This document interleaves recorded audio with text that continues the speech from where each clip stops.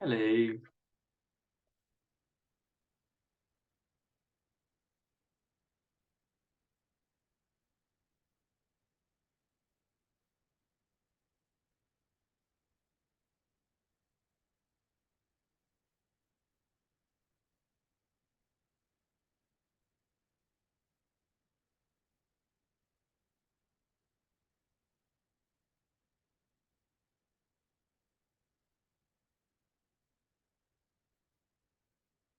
All right. Good to see you. Good to see everyone. Unfortunately, David couldn't make it today, so I'm instead of David. So hopefully, the maths bit in me is okay. Right. So I want to introduce you to the wonderful world of analysis of functions. So I assume you can all hear me. That's if not, tell me. If you can't hear me, tell me. And how did you find the maths assignment? Have you started doing it? How many questions have you? Okay, how many questions have you done? The first question. How many questions have you managed to do from the maths assignment? 10.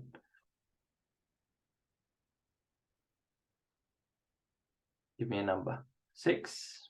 Okay. 11.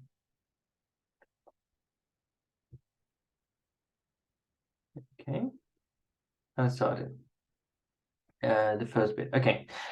And how did you find it difficulty-wise? Is it considerably more difficult than the previous ones? Was it the same level of difficulty? Can you comparing it to the other assignments? You can exclude the series assignment, because that a lot of people found that hard. Same difficulty. More tricky than the last one. Well, it definitely is. It's a bit more, yeah. I find this topic a bit more physicsy in a way, because it's kind of behavioral functions, and you have to. I think it's a form of art, like integration is, and analysis of function is as well. Okay. If there is any particular question you'd like me to go through, happy to do that. Any particular question? We can start with that, actually. Why not? There's only 3 of you, so even if I do a question each, that's doable.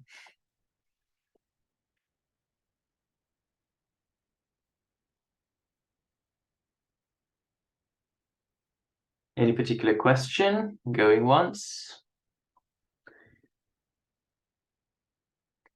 Any particular question? Going twice?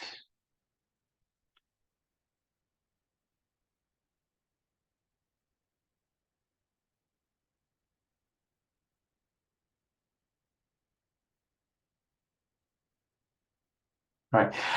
If you come up with a question, don't be shy. At the end, just ask me, because I might forget, but just text me, put me in the chat that please go through problem number 16, and I'm happy to do that. Okay, so what I'm going to do is I'll try to introduce you the way of thinking, the way of applying your knowledge about functions to any function whatsoever, and let's do it. I'll sometimes make it unnecessarily difficult, and I'll explain why I'm doing that. Hopefully that makes sense to you. Okay, so analysis of function. A full analysis of a function involves finding its primary features. So if 0 is of a function, yes, you always when they ask you to draw a function, they ask you to find the zeros of a function. That means the x-intercepts. The y-intercepts, where the x is 0, the asymptotes, the stationary points, and monotonic intervals is where the function has a peak or a trough, or when it's increasing and when it's decreasing. Any point of inflection where the point was concave becomes convex. A domain and range of the function. I will add to this list whether the function is odd or even. Odd or even. So this is basically, that's a symmetry. Symmetry. Does everyone understand every single word that is written here? Does everyone know what an asymptote is, what a stationary point is, what's a monotonic interval? If you're not sure, let me know and I'll explain.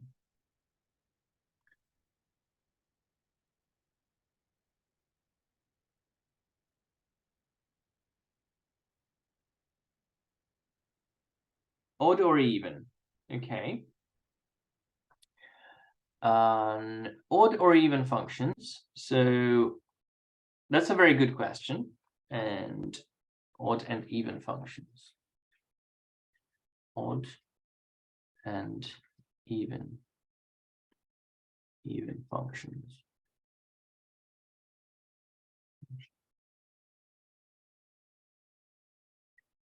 Odd and even functions. So a function is even. Function is even if first the domain is symmetrical.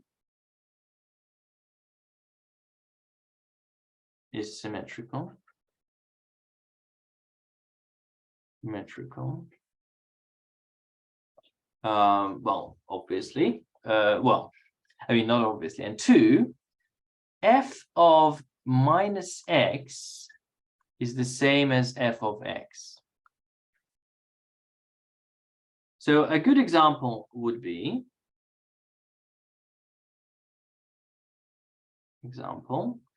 y equals x squared. So x squared is an even function because is even. Well, you don't need to put y, f of x.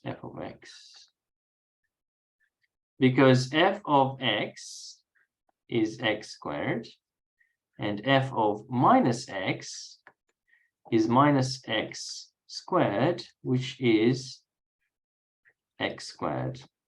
So f of x equals minus x.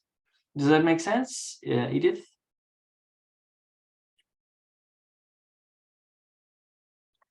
And a function is odd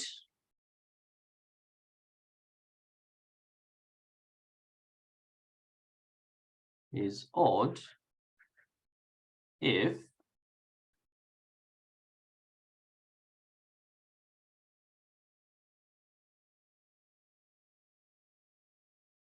A, the domain is symmetrical, and f of minus x is equal to minus f of x.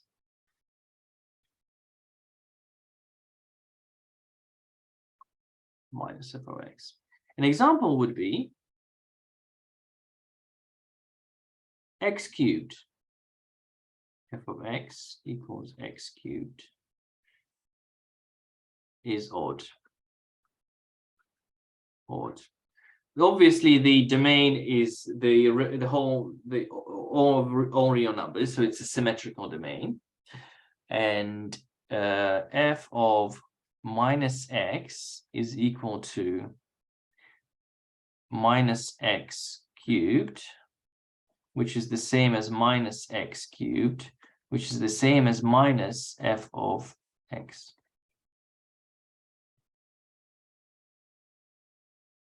So here, instead of writing this, I'm saying x squared which is the same as my f of x. So basically f of minus x is equal to f of x. And here f of minus x is equal to minus f of x. As a result, the graph of an odd function is symmetrical. The graph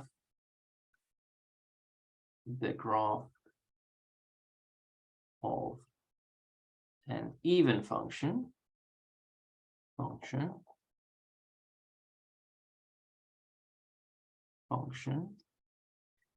is symmetrical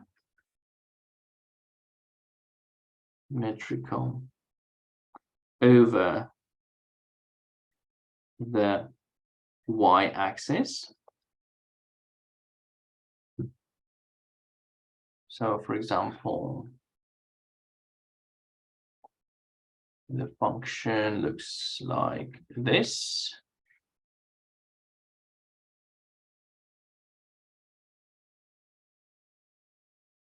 Okay, so this is the line of symmetry. The y-axis is the line of symmetry for an even function.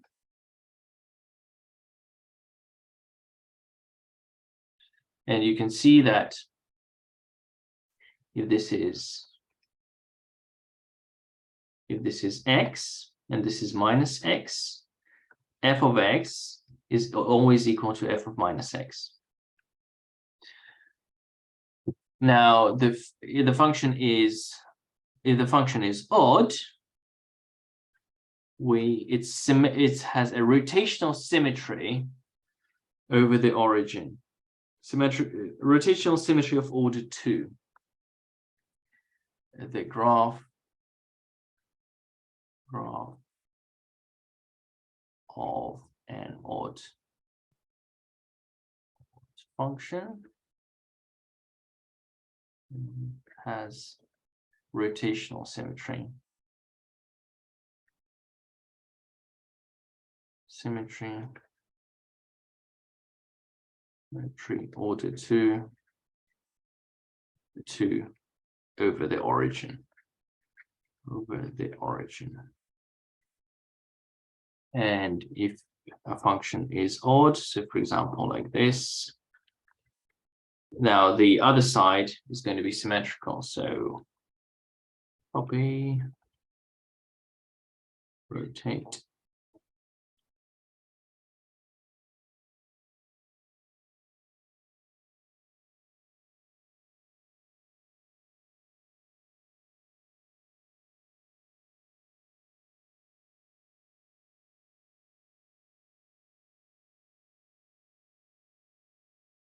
Something like that. Okay. And as you can see that here, this is x and this is minus x. So this is f of x. And this is f of minus x. And f of minus x is equal to f of x. So I hope that makes sense. That's odd and even function. Okay, odd or even. So but whether the function has symmetry or not. Monotonic intervals. Yeah, so everyone I'm assuming everyone understands every single term here that is given here. So to analyze the function. Okay, so let's start with zeros. So where the function is equal to 0. It's not the easiest one to do. Is cubed. And like honestly, the purpose of this exercise is to, well, be able to draw a graph by hand, to draw a high quality graph by hand, without doing it point by point, right? By looking at the features of the graph. So this is a cubic graph. Now we can test it for being odd or even, and you will see that it's not odd, not even. Right, so let's say f of x is 2x cubed plus 3x squared minus 1. So f of minus x is minus 2x cubed plus 3x squared minus 1. So not odd, not even. Basically, what we're saying that there's no symmetry to this graph, or at least not a symmetry in the y-axis and not a symmetry in the origin. Now, I'm going to skip the zeros for now. Zeros. Skip. Because finding the roots, finding the zeros, I think... Oh, no, sorry. It's actually... I'm not going to skip. I've made a mistake. I can see the zero. I can see one of the zeros. So zeros. To find the zeros, I do 2x cubed plus 3x squared minus 1 equals 0. I need to solve for x. Now, I can see that minus 1 is a solution. X equals minus 1 is a solution. By just guessing. I just look at it and I see, oh, if I plug in minus 1, it works. Okay. X minus 1 is a solution, so I'm dividing this by x plus 1. So 2x cubed plus 3x squared plus 0x minus 1. So I'm rewriting this because there's a term missing here. And I'm dividing that by x plus 1. Does everyone understand what I'm doing? I'm doing long division. Yes or no? I'm doing long division with polynomials. Okay, perfect. So this is going to be 2x squared. 2x squared, this is going to be 2x cubed plus 2x squared. Subtract, there's going to be x squared plus 0x. X squared, so there's plus x, x squared plus 1x.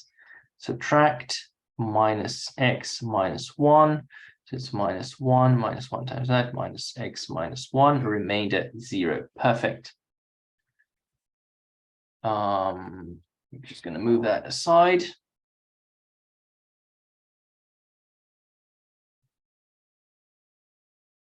And it's going to be x plus 1, 2x squared plus x minus 1.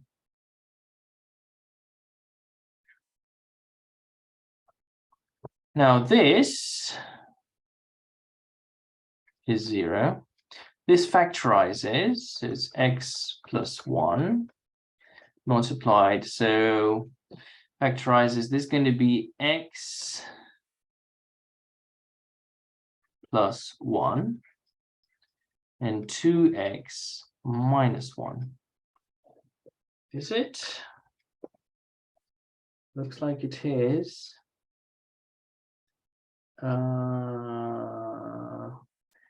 2x squared minus x plus 2x minus 1. Yeah. So here we have the zeros are x equals minus 1 and x equals a half. So these are the zeros. Okay, now the intercepts. Intercept, it's always 1. So f of 0 is minus 1. So I'm just plugging in 0 or minus 1. So I have the x-intercepts, I have the y-intercept. Asymptote. Well, you probably know by experience that there's no asymptotes. I will show you how we find the asymptotes in the future, but here is just a pointless thing. There's no asymptotes.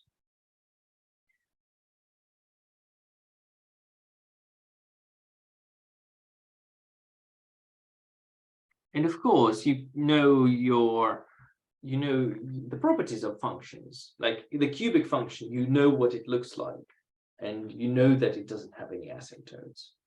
It's a cubic.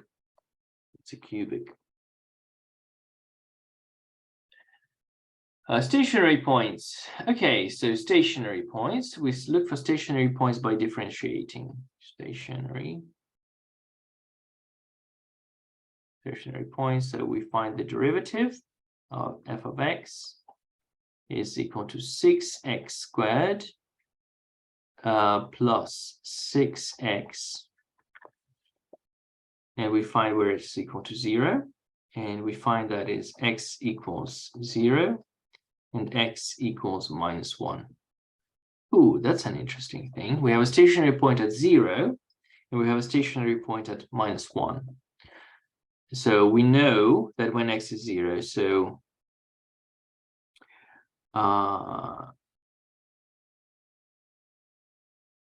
stationary points, that is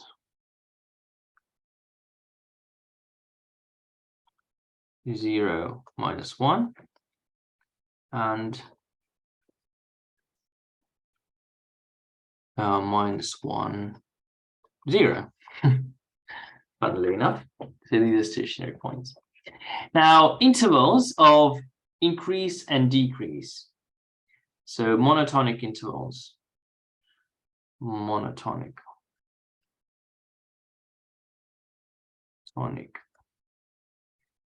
F prime x is positive. That means 6x squared plus 6x is positive. So 6x, x plus 1 is greater than 0. So it's positive when x is greater than 0 or x is less than -1. You can check that. So when x is greater than 0, the function is increasing.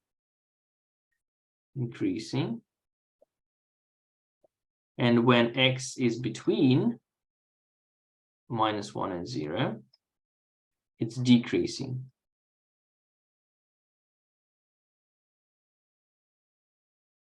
All right, we're going to have a whole section on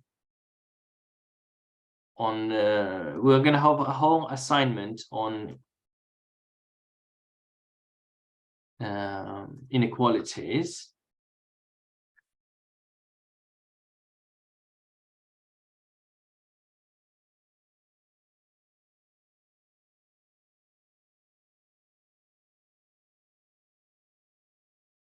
Yeah, so the next assignment 11, is on inequalities. So if you don't know how to solve inequalities, well, you can draw graphs, or I'm sure you can figure out, like a simple quadratic inequality is reasonably straightforward to do. Okay, does everyone understand how to solve an inequality like this? Do you understand how I did it?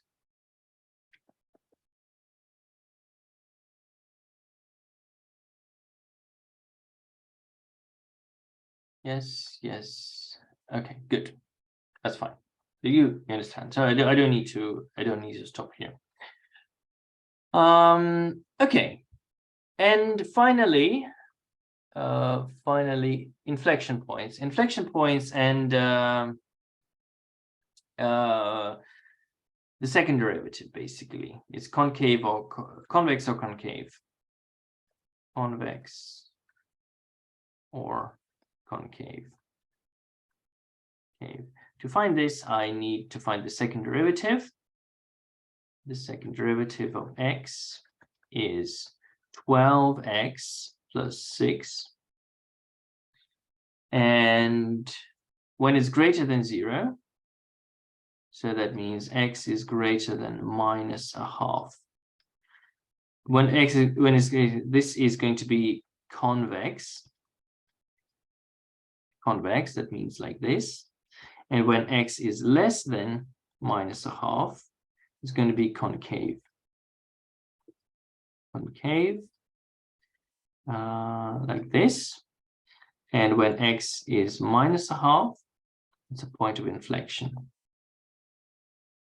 Inflection. Okay, so inflection means like this. It's not convex and not concave. Right, and finally we can sketch the graph. The task is always to sketch the graph without using technology. And before we do that, we can draw a table. Useful table. Table. But what we do is we draw x.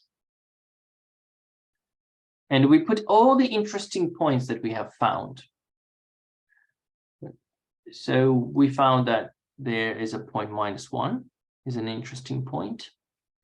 There is -1/2, an interesting point. There's 0. And I think that's it. Oh, a half. Half is an interesting point. Okay. So what I'm going to do here. So first of all, I'm going to say whether the function is positive. So the function is positive or negative at this point. Function, the function.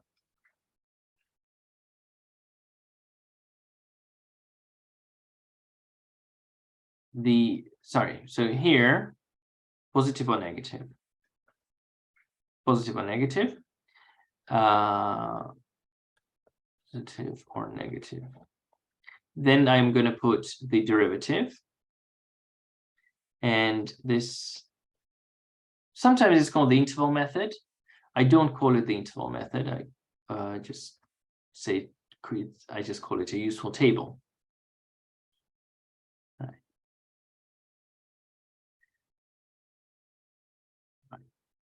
And this will help us to sketch the graph. So bear with it. So the first is the second derivative. I know that the second derivative is positive when it's greater than -1/2. So the second derivative is positive here, and positive here. And it's negative here, negative here. Yes, because this is the second derivative. So do you all understand what I have just done? I said the second derivative is negative, negative, positive, positive, positive.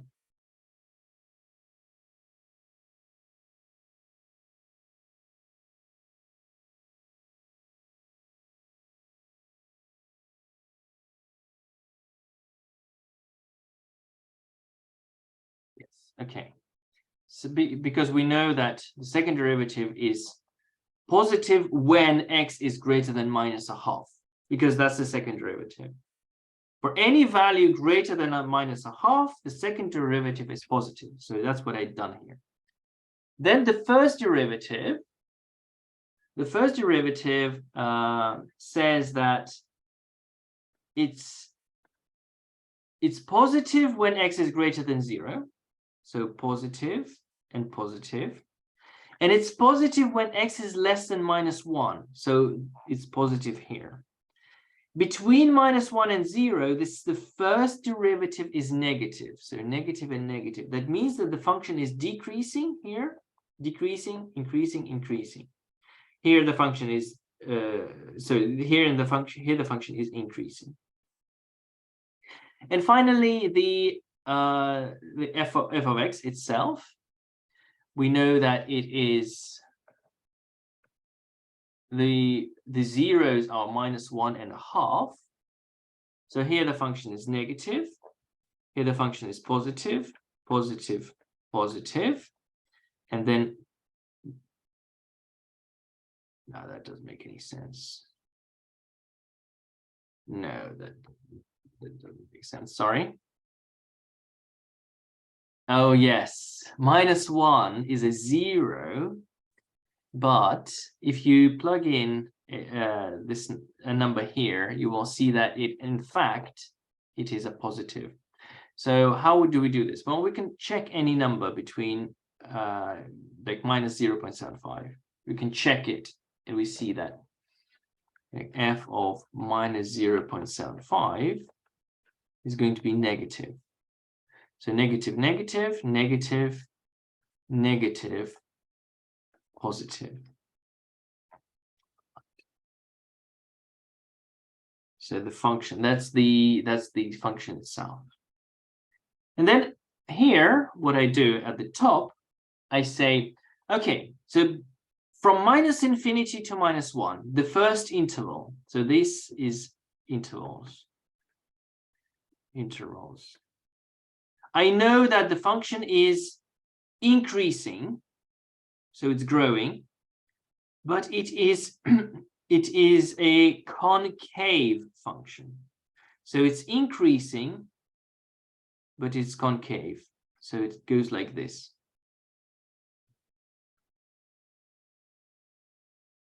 Between -1 and -0.5, it is decreasing and it is concave. So it goes like this.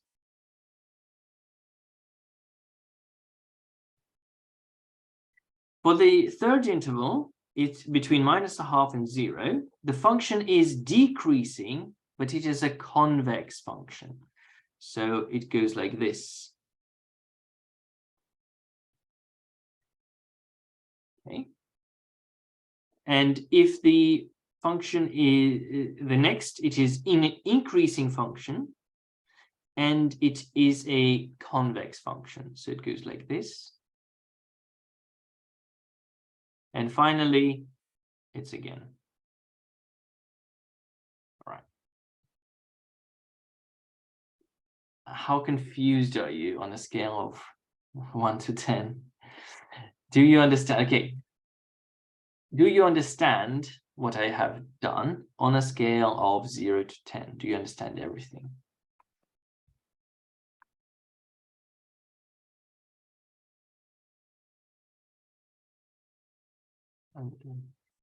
Okay.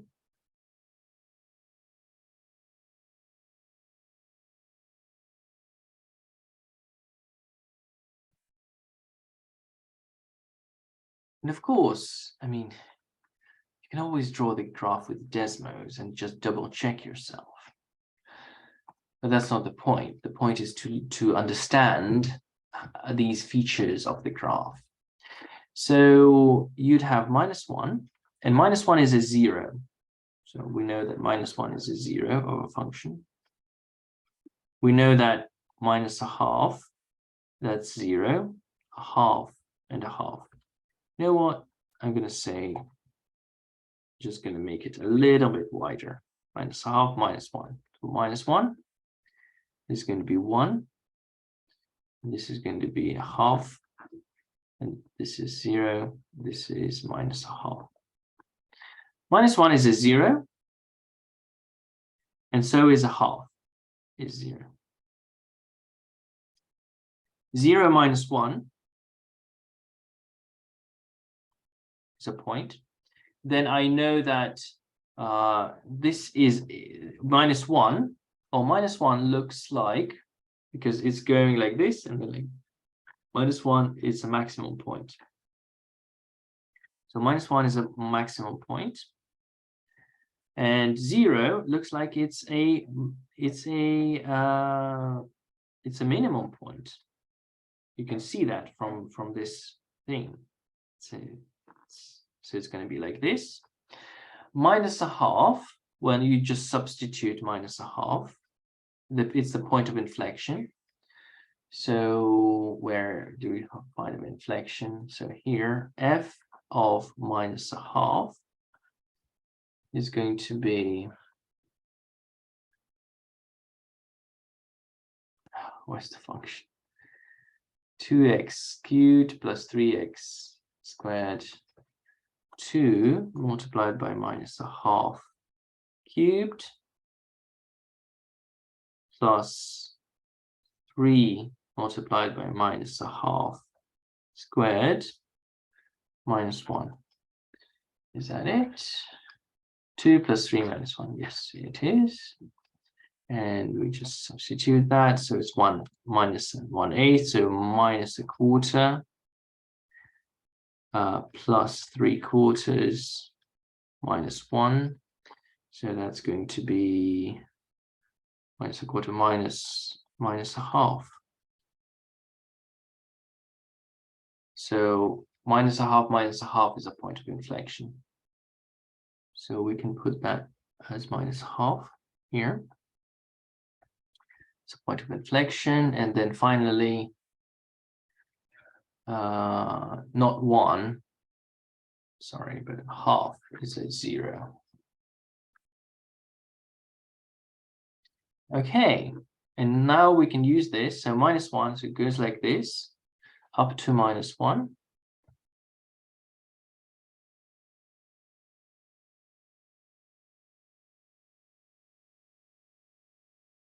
Then it's a point of inflection.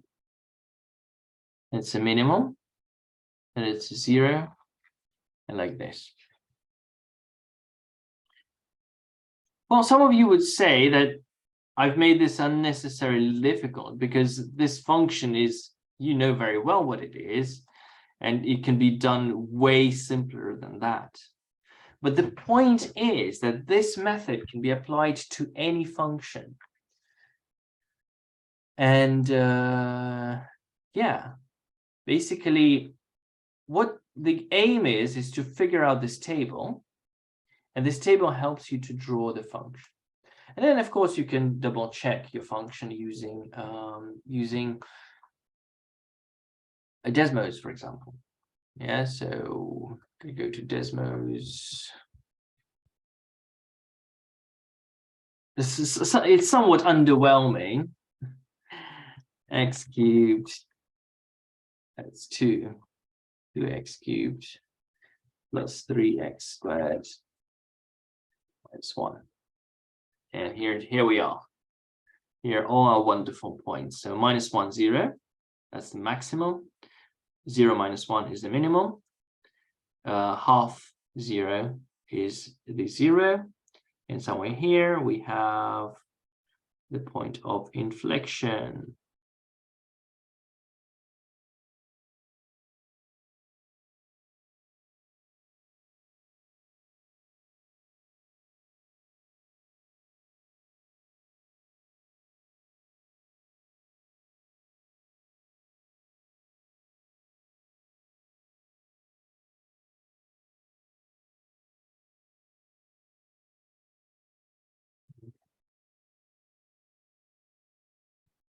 And here we are.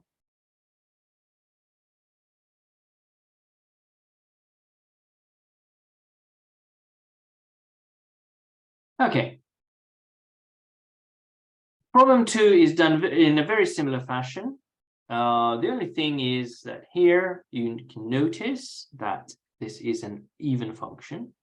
So f of minus x is going to be minus x to the power 4 minus 10 minus x squared plus 9. And you can see that this is x to the power 4 minus 10x squared plus 9, which is the same as f of x. Therefore, it's an even function.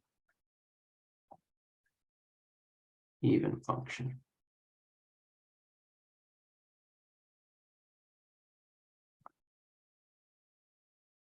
Problem 3 is an interesting one.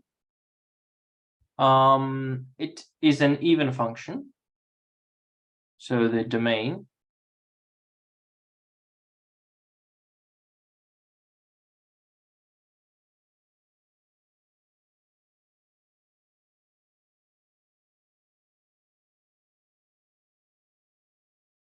Well, it's a very specific, something very specific, like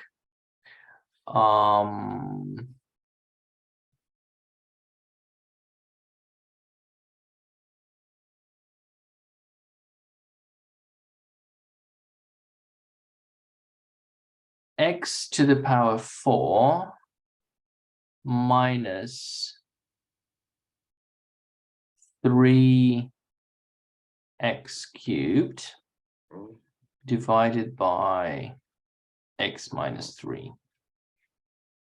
So that's answering Ben's question. What would be an example where f of minus x? So let's see. So f of minus x is x to the power 4 plus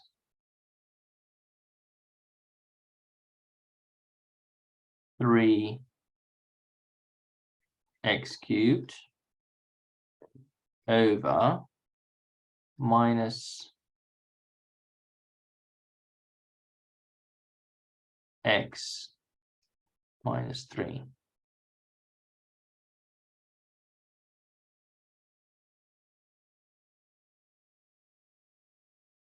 Oh, that does, I don't like that. What's going on?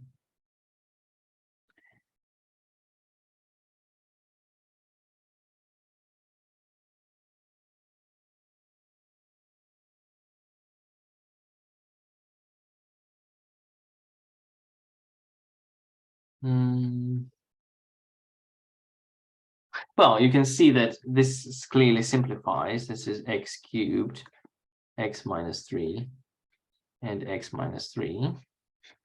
This is x cubed, and this is x cubed, x plus 3, and this would be minus x plus 3. Simplify, this is minus x cubed. So you can see f of x is equal to minus, it's a f of minus x. So f of minus x is equal to f of x minus f of x. But the domain is not symmetrical because x is not equal to 3. So the domain of the function is not symmetrical. Therefore, this is not an even function.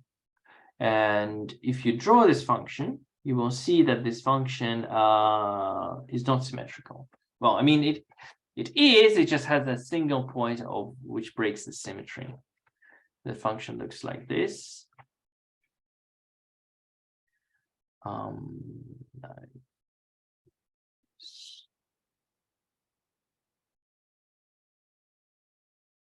And where it says where it says 3, it's a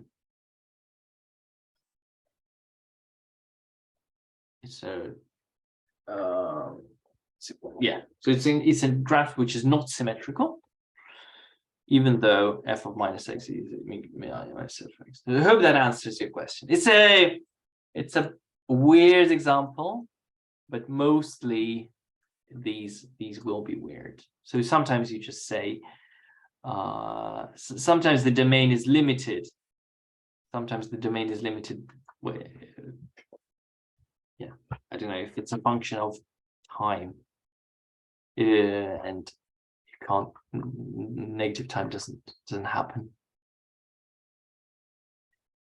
Okay, problem 3. Now the one thing is you don't always have to do all of them. You don't have to do all the steps. You just do as many steps as you need to get a decent graph. So domain is all real numbers. There are no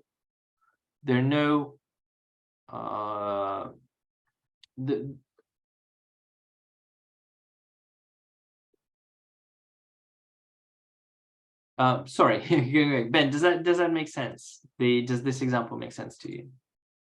I didn't get your answer. Okay.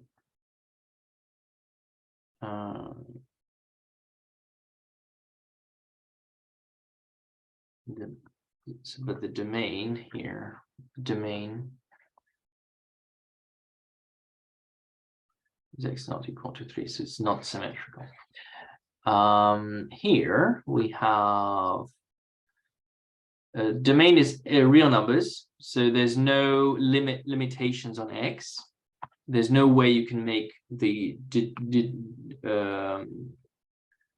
denominator 0, and you can't make it negative either, but just in case, domain. So the range,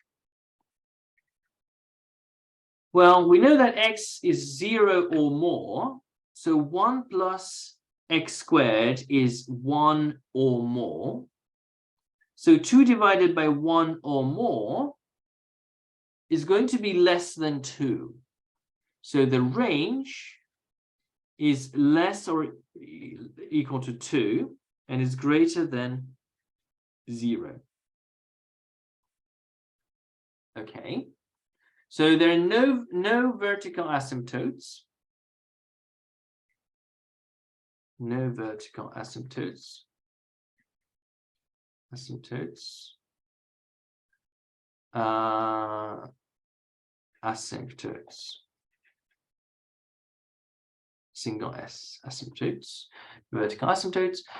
Horizontal asymptotes. So to find the horizontal asymptotes, you need to find the limit of the function as x tends to plus infinity. The limit. So make x really, really, really big. So 2 divided by 1 plus a lot. What's that? 2 divided by 1 plus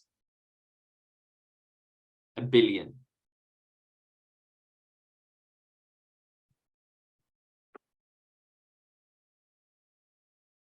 Zero. Yes, the limit is 0. That means that y equals 0 is an asymptote,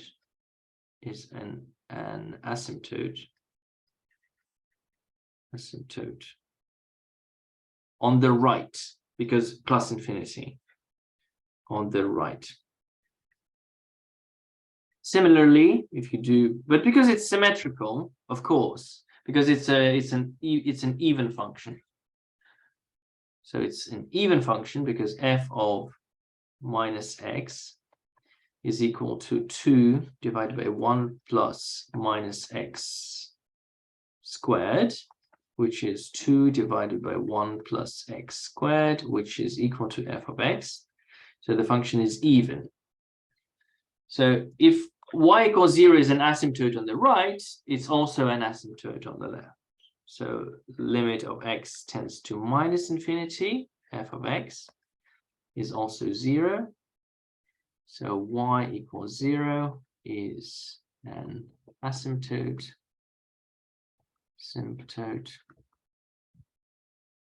on the left.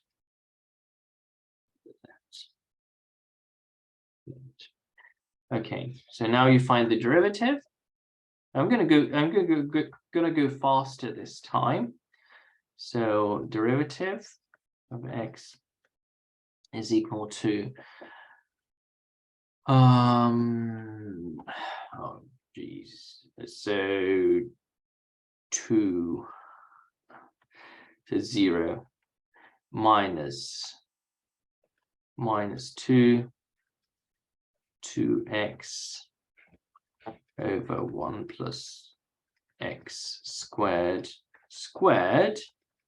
So it's minus 4x divided by 1 plus x squared.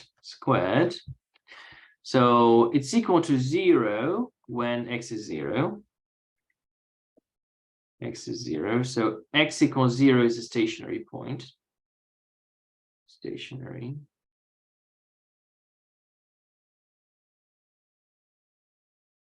So 0. And when x is 0, it's 2. So 0, 2 is a stationary point. Stationary point. So f of x is positive when x is less than 0, as you can see here. So because when x is negative, the whole thing is positive. So increasing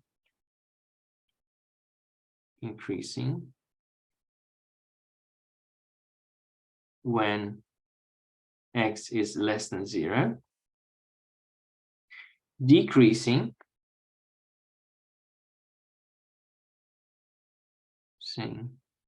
when x is greater than 0. Now, f of the second derivative of x. Okay, so this is the derivative of this. So it's going to be minus 4 multiplied by 1 plus x squared minus 4x multiplied by 1 plus x squared multiplied by 2x all over 1 plus x squared. Not the easiest thing to do, to the power 4. Okay, so 4, 16x squared, 16x squared, open bracket, 1 plus x squared, minus 4, 1 plus x squared, 1 plus x squared to the power 4. So we can simplify that. That becomes 3. So 16x squared minus 4x squared, 1 plus x squared cubed. Okay, so that's equal to 0 when, oh, that's 16x squared. So f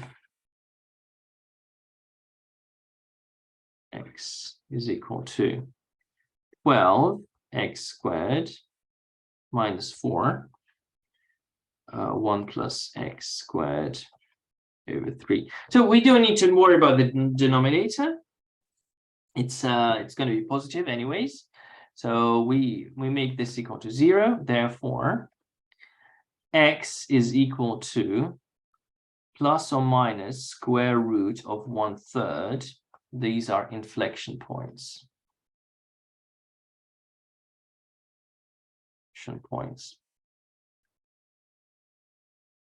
Inflection points. Therefore, okay, and now we draw the table. So x, we have, what do we have? We have minus square root of 1/3. We have 0, and we have plus square root of 1/3. So first of all, f of x is always positive. So positive, positive, positive, positive. Yeah, because we know that. Then what do we do next? The first derivative, we know that it's positive, positive, negative, negative. So it's increasing, increasing, decreasing, decreasing. We figure that out. And 0 is a stationary point. The second derivative, okay. So we worked out that these two are the stationary points. So we just plug in any value from in between the stationary points. So 0, for example, when x is 0, so f double prime 0 is minus 4, so it's negative. Is negative, so it's negative, negative, positive, positive. So that means that the function is convex, concave, concave, convex, increasing, increasing, decreasing, decreasing. Positive, positive, positive, positive. So here we have increasing and convex. So the function goes like this. Increasing and concave goes like this. Decreasing and concave goes like this. And decreasing and convex goes like this. All right, so we can draw the graph. Draw the graph. So x, y. Right, so what do we have? Minus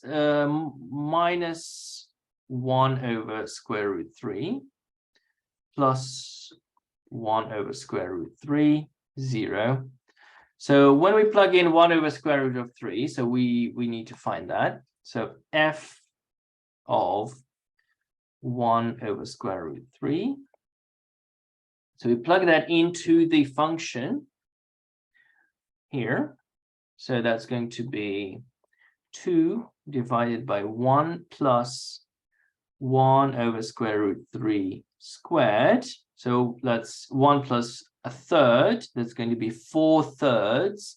So 1 over 2/3. So 2 over 4/3. There's going to be 3 over 2. 3 over 2. So that's 1.5.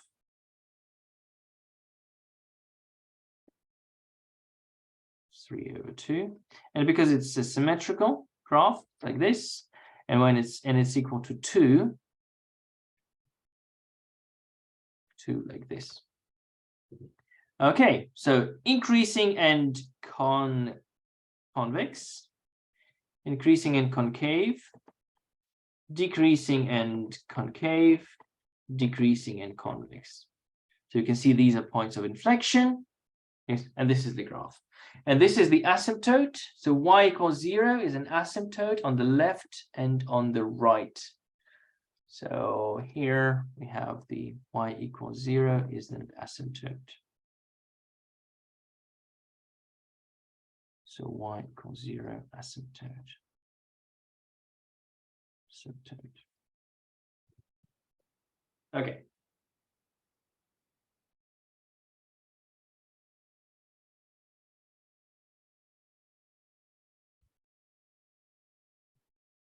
Hope that makes sense. Hope that makes sense. Problem 7. Problem 7 has a slant asymptote. And there are two ways to find slant asymptotes. There is the easy way and the proper way. All right, so let's have a look at the easy way. So this when the power of the numerator is one more than the power of the denominator,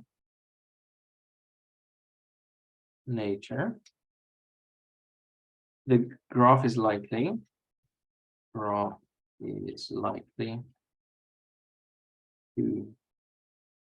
have a slant asymptote.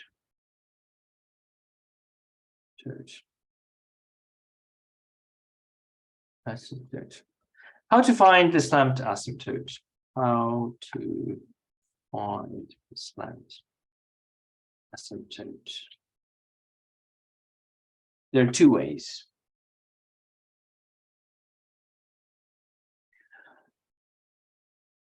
First, the easy way. Easy. So you write y is equal to x squared plus 2x over x minus 1. So you want to divide. So it's going to be x squared. You can use long division here. can use long division, or you can write x squared minus x plus 3x divided by x minus 1. Yeah, so what I've done is instead of 2x, I've written 3x minus x. Right? Is everyone on board with that?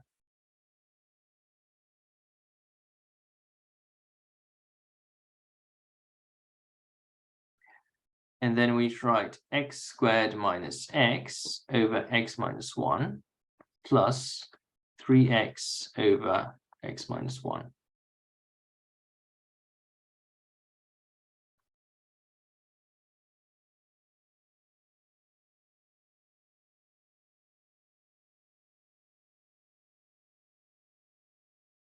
Oh, no, sorry. We need to continue. And here, I said instead of 3x, I need 3x minus 3 plus 3. So it's going to be x squared minus x, x minus 1, plus 3x minus 3 over x minus 1, plus 3 over x minus 1. That's what I'm doing. So instead of, like, if you simplify, x squared minus x plus 3x minus 3 plus 3 is x squared plus 2x. It's the same thing. But now we can simplify each of the fractions. And this is going to be x plus, this is going to be 3 plus 3 over x minus 1. So what I have done, I've written that y, which is x squared plus 2x over x minus 1, is equal to x plus 3 plus 3 over x minus 1. You would have the same result if you did long division. Okay. And now, as an asymptote is what happens to the function when x becomes really big. So what happens when x becomes really big? Happens when x is really big. Well, you will see that this thing becomes 0. This thing tends to 0 as x tends to infinity, or plus or minus infinity. This becomes 0, so 3 divided by infinity is 0. Therefore, y is approximately x plus 3 when x is big. Therefore, y equals x plus 3 is the asymptote. So all you need to find the asymptote is just do this, or if you're not clear how to do this, then just long division. So y is, do ask me a question. If you lost me, do ask me. If you're unsure. Would you like me to show you how to do this with long division? Yes or no?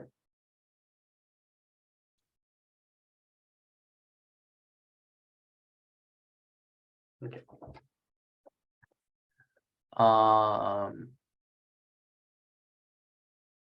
Using long division.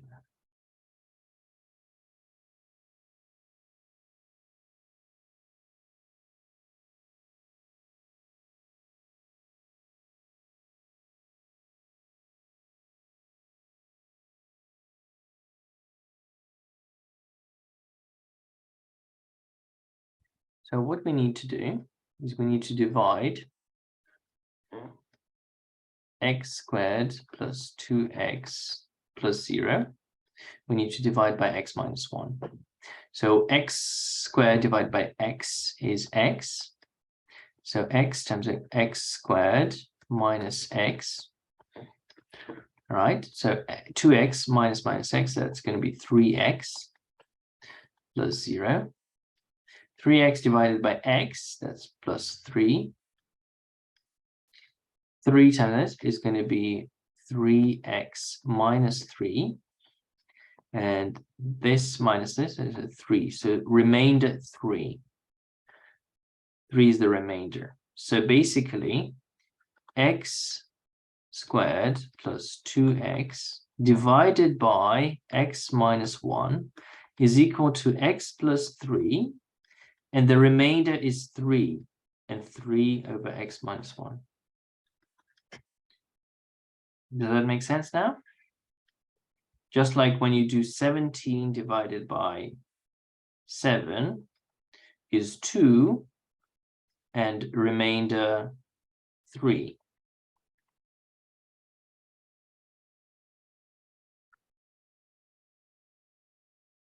Yeah, 2 remainder 3. Just like here, this divided by that is that, remainder 3. Make sense?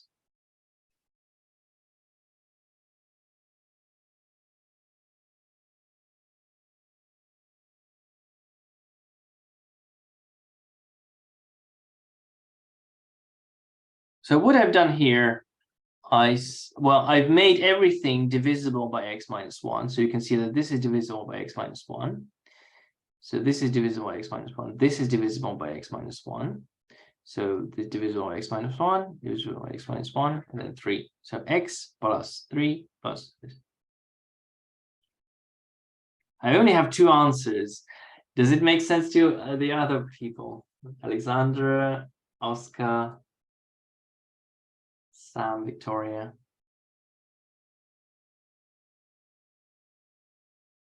Okay.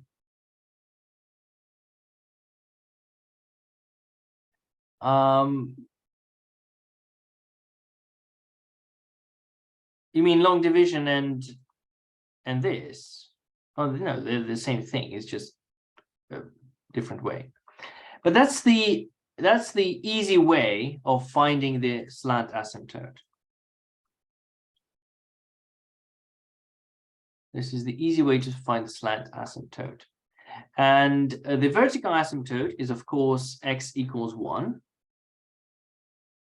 So what we have learned from this exercise that the slant asymptote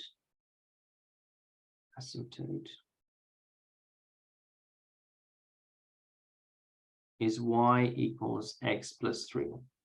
Why? Because this thing becomes 0 when x is large. So the function behaves the same as y equals x plus 3 when x becomes large. Vertical asymptote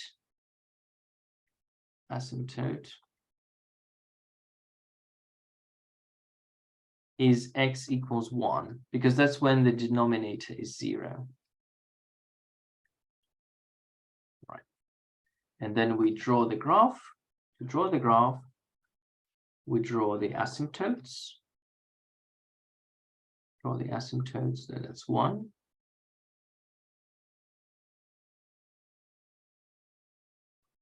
X equals 1. Slant asymptote x plus 3. So 1, 2. That. 3. 1, 2, 3.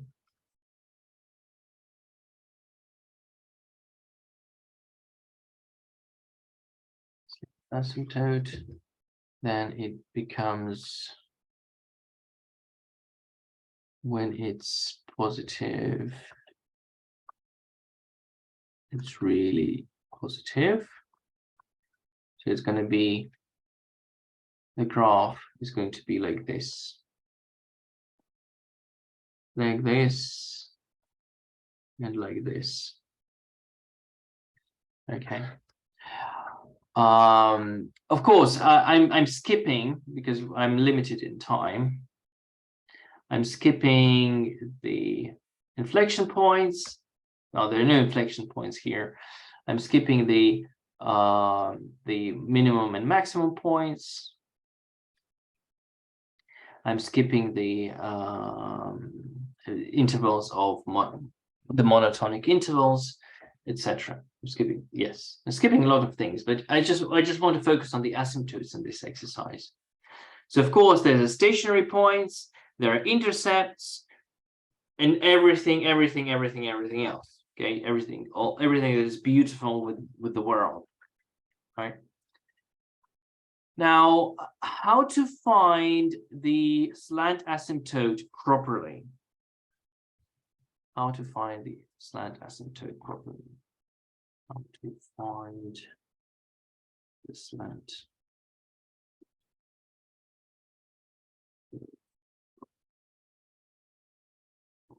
Like, usually, like, what is a slant asymptote? Then, and here it is. If y equals mx plus c is a slant asymptote,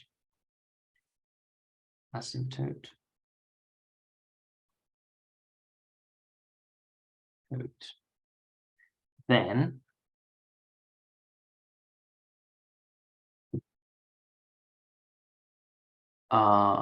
m is the limit of f of x divided by x as x tends to plus or minus infinity.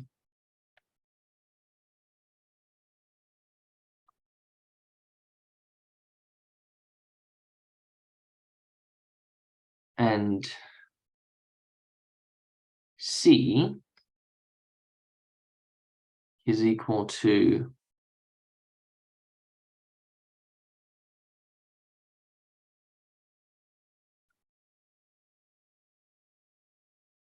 just a second.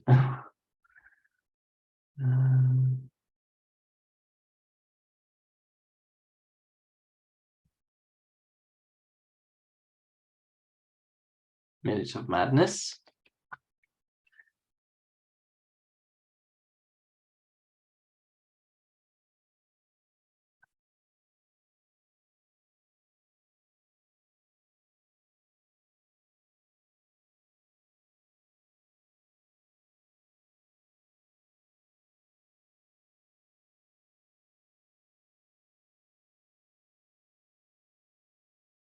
Oh, of course. And c is the limit as x tends to plus or minus infinity of the expression f of x minus mx. Right. So let's apply this rule. Let's apply this rule to our function. 2x. So f is 2x squared. F of x is x squared plus 2x over x minus 1. So the limit as x tends to infinity of x squared plus 2x divided by x multiplied by x minus 1. Yeah, so I'm f of x divided by x. So I'm dividing this by x and I get this.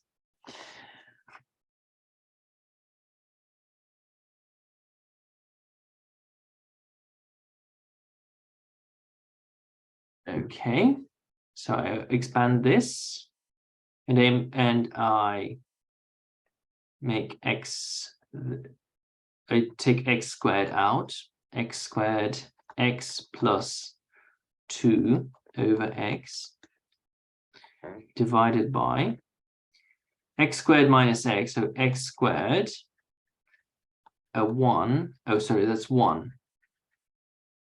Apologies, 1 minus 1 over x. So what I've done is I've taken, I've expanded the brackets on the bottom, and I've taken x squared out on top and bottom.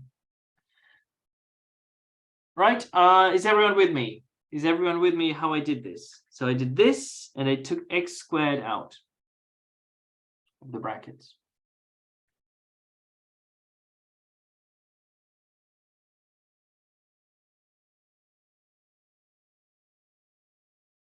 Still with me? Good. X tends to infinity. And you cancel out the x squared. And when x becomes really big, so what are you left with? You're left with x tends to infinity, or plus or minus infinity. But here you have 1 plus 2 over x. And here you have 1 minus 1 over x. As you can see, that this thing tends to 0, and this tends to 0. So you're left with 1 over 1, which is 1. So the limit of this expression is 1. So m is the limit of that, and it's equal to 1. So m is equal to 1. And it is. Remember? The vertical slant asymptote is x plus 3. So m is 1. Now let's find c using this formula. So c is equal to the limit x tends to, well, just call it infinity for now, of f of x. So that's going to be x squared plus 2x over x minus 1 minus mx, so minus x. So it's going to be limit x tends to infinity of x squared plus 2x minus x squared plus x over x minus 1. It's limit, bracket, x tends to infinity, x squared cancels out, and we have 3x over x minus 1. We do the same trick. We take 3x, we take x out, and it's 1 minus 1 over x. We divide that, we cancel that, and we're left with the limit of 3 divided by 1 minus 1 over x. And x tends to infinity. When x tends to infinity, 1 over x tends to 0. And when this tends to 0, that means it's 3 divided by 1, which is 3. So c is 3. C is 3. So the equation is y equals x plus 3. This is a slant asymptote. And to understand what a slant asymptote is, well, let's sketch the graph. So we have x squared plus 2x, x minus 1. And you can see this graph. And let's draw the asymptotes. X equals 1. And it's definitely an asymptote. Look at that. It is definitely an asymptote. And y equals x plus 3. Aha, look at that. Definitely. So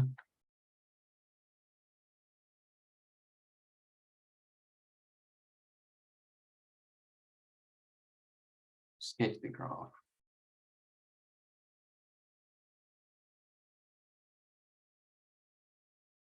So what's going on here?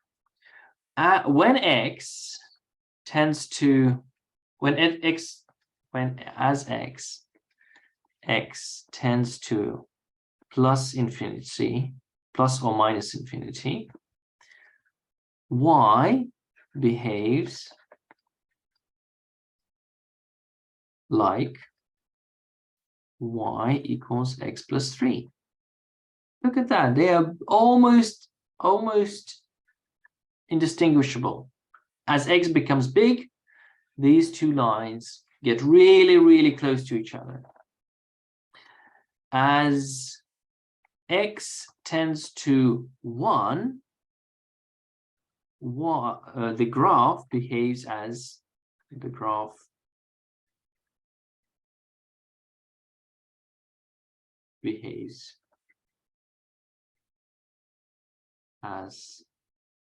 x equals 1, like the vertical line. So these are the things.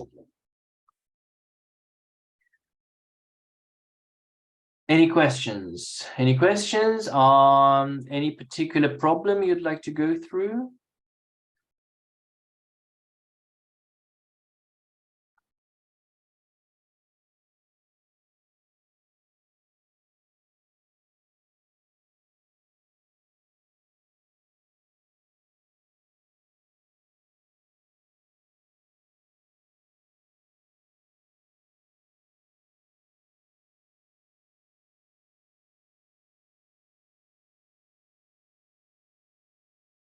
Now, why did I show you the two different methods? Well, sometimes functions can't be, you can't just easily do long division. Yeah, if it's not a polynomial, then you won't be able to do long division. Therefore, you would use this method, the proper method. But in most cases, you can do the shortcut. So do practice this. It's a very useful thing to do. It's figuring out slant asymptotes. You can also have asymptotes just on one side. So for example, let's just have a quick chat about asymptotes here. Asymptotes.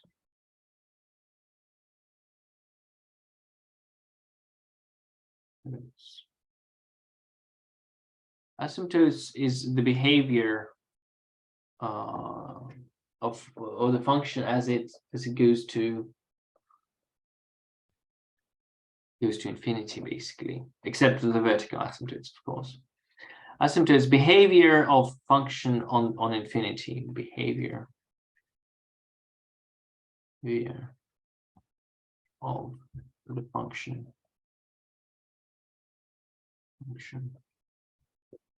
on infinity.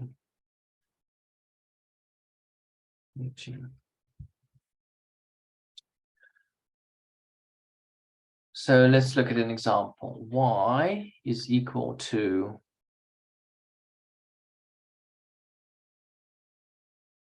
e to the power minus x. Yeah. So we can sketch the function because we know what it looks like. And we can see that it goes like this.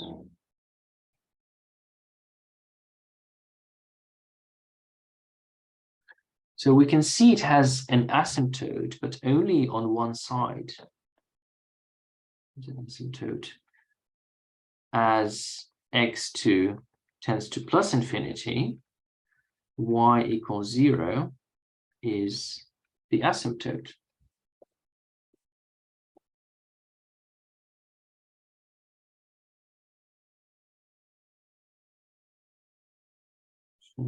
Only a straight line. Curved. I mean, you could define a curved asymptote, but when we say asymptote, we always mean it's a straight line.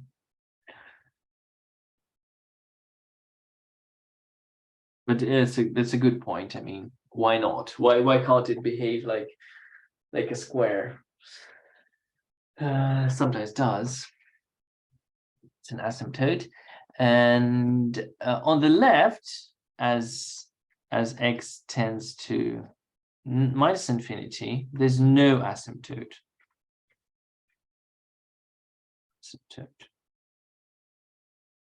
They could have different asymptotes. For example, a function could be the arctan y equals arctan x looks like this.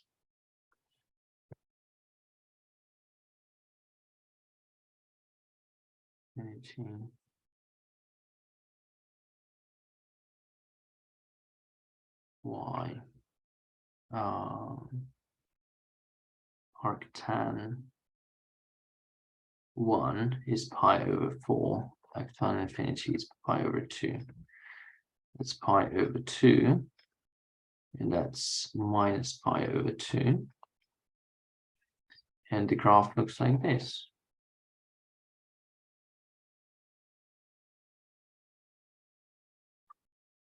So the asymptote on the right is y equals pi over 2. The asymptote on the left is y equals minus pi over 2.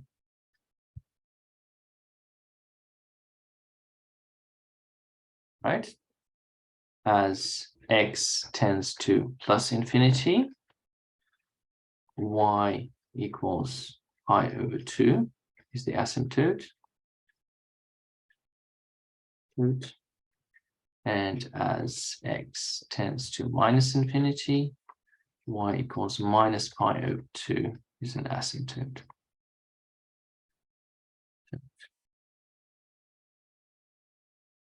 Right. Now, one more thing for even and odd functions. Sine, for example, is an odd function. Sine x, so f of x, is an odd function.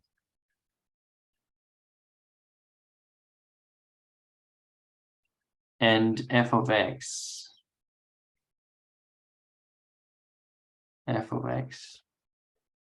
cos x is an even function. And that explains that sine is symmetrical. Sine is symmetrical over the point, has a rotational symmetry, and cosine is symmetrical in the y-axis, right?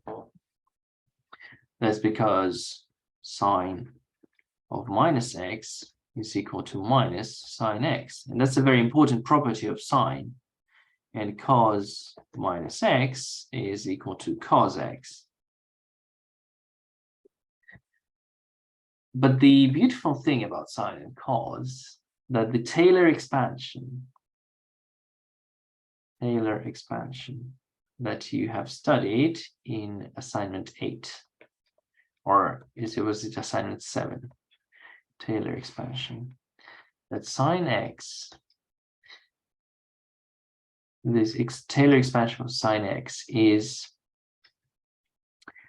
x minus x cubed over 3 factorial plus x fifth over 5 factorial minus x7 over 7 factorial plus etc. And cos x is 1 minus x squared over 2 factorial plus x fourth over 4 factorial minus x6 over 6 factorial plus etc. And what do you notice?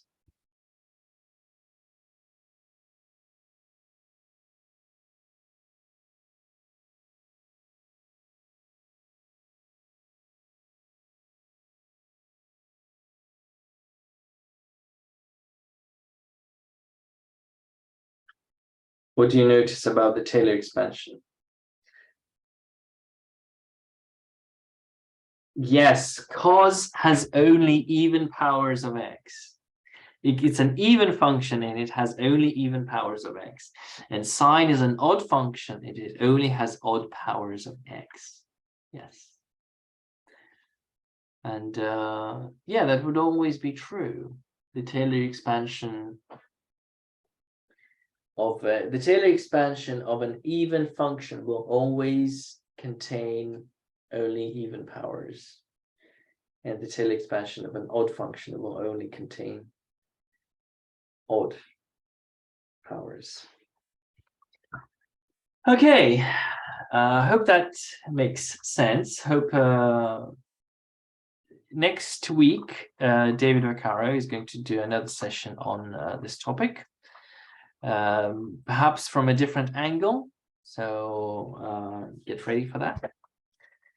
Enjoy, and see you. Well, I'll pop in next week, and I'll see you fully in the week after. Welcome. Thank you, Seth. Welcome. See you.